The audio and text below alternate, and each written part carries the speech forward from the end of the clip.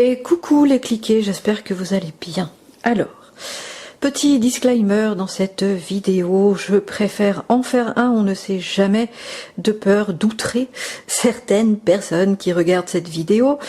Nous allons voir dans ce format PDV, donc format point de vue, le point de vue des clients et le point de vue des photographes. Donc, à savoir qu'il ne va pas y avoir de moquerie, je ne me moque pas dans cette vidéo, c'est simplement des ressentis, des choses que j'ai déjà vécues avec bien sûr certains clients, mais aussi des retours d'autres collègues photographes avec qui j'ai pu discuter. Ce n'est en aucun cas bien sûr une vidéo où je me moque des personnes avec qui j'ai pu travailler, etc. C'est simplement, bien sûr, pour que vous vous aperceviez que le métier de photographe, c'est compliqué.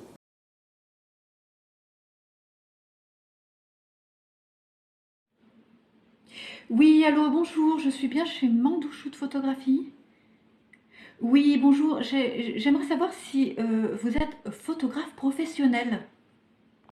En effet, oui, je suis en prestation de services photographiques, je suis bien immatriculée. Ah, ça m'embête, vous n'êtes donc pas professionnel. Oui, en effet, c'est vrai, je ne suis pas professionnelle, je n'ai pas fait d'école. En revanche, j'ai plus de 13 ans d'expérience dans la photo. Je fais donc bien des prestations de services et je suis donc immatriculée et j'ai un numéro de siret, je suis en micro-entreprise. Ah, vous êtes en auto-entreprise. Nous aurions préféré pour notre mariage un photographe professionnel. Je suis désolée, madame. Nous préférons vraiment avoir des très jolies photos pour notre mariage. Je ne vais pas donner suite et je vous souhaite une bonne journée, madame. Au revoir.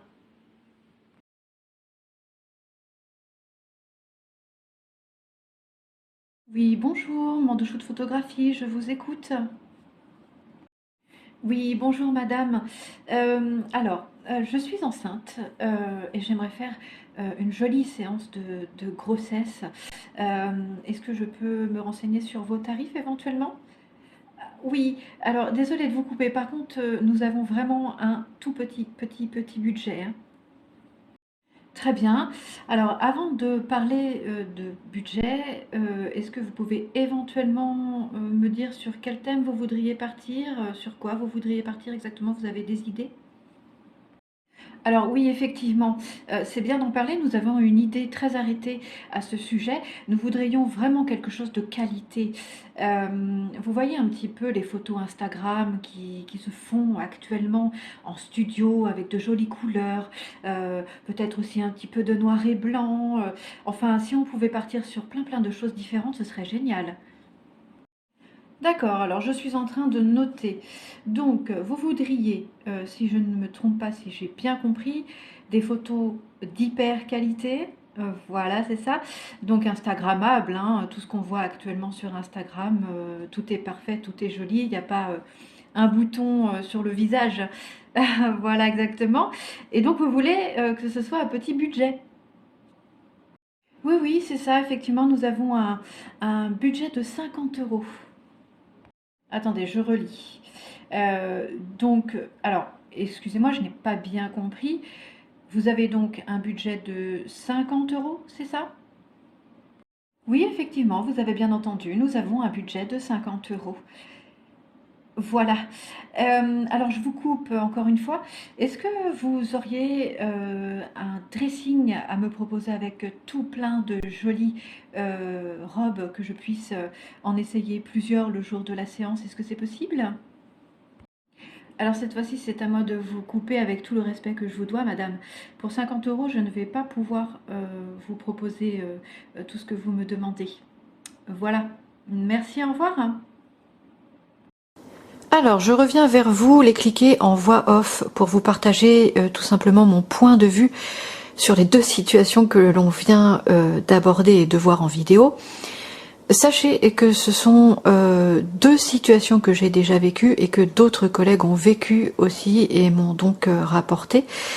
Pour la première, on fait face à une cliente qui est très clairement réticente. On le voit parce que je lui dis que je suis en auto-entreprise. On voit bien que pour elle, le fait que je sois juste en prestation de services photographiques et que je ne sors pas d'une grande école de photographie, ça la dérange. Alors oui, c'est vrai, je l'avoue, je n'ai pas de diplôme de photographe, voilà, je n'ai pas fait d'école. Elle mentionne aussi le fait qu'elle souhaiterait, en fin de vidéo, de très belles photos, des photos de super qualité, et donc elle met court à la discussion et ne cherche même pas à comprendre ou à entendre ce que j'ai à lui dire. Alors, que l'on soit professionnel ou expérimenté, en auto-entreprise comme je le suis depuis 2 ans, sachez que l'on propose la même qualité et le même rendu que le client va demander. Un photographe expérimenté qui décide de se mettre à son compte dans la photo, c'est pas c'est pas anodin. Il sait y faire. On connaît les bases en photo, on connaît plein de choses. On a forcément beaucoup de connaissances. On a fait des stages, on a fait des formations pour pouvoir satisfaire les personnes en demande de prestations photographiques. Maintenant, il faut bien se rendre à l'évidence que le client n'aura pas le même œil qu'à un photographe. Il n'aura pas forcément non plus les mêmes goûts en matière photographique, c'est sûr. Attention donc à bien montrer votre travail en amont et vous mettre d'accord avec le travail que vous allez proposer en post-traitement. C'est super important. Comme ça, simplement, tout le monde est content. On enchaîne directement sur la deuxième vidéo qui nous interpelle sur le fameux petit budget. J'ai un petit budget. On annonce donc le budget directement au photographe. Alors nous, dans notre métier, on est souvent amené à l'entendre, à entendre cette petite phrase. Alors oui, on est tous et toutes plus ou moins conscients que la vie est dure, on a des difficultés professionnelles, financières, que sais-je encore, et donc on a tous et toutes des budgets plus ou moins serrés. Je peux l'entendre, je peux le comprendre, puisque moi-même je suis dans cette situation. Quand on est micro-entrepreneur, c'est compliqué, on le sait tous.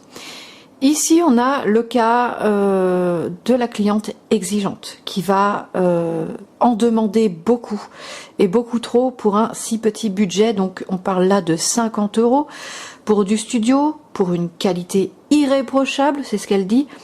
Un thème en plus qu'elle veut instagrammable, donc autant vous dire que très retouché.